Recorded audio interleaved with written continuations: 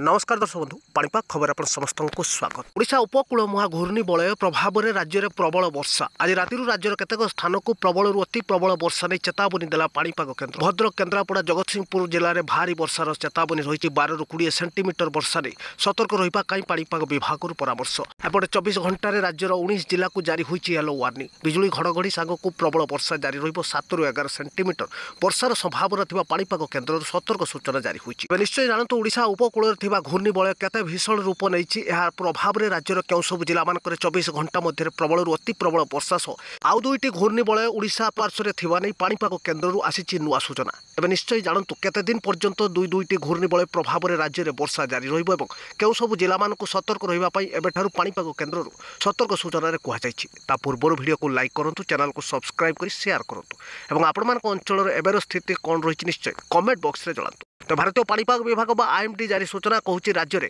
लगाण वर्षार सूचना रही 18 तारिख पर्यंत अनेक स्थान में भारी वर्षा हो पारे।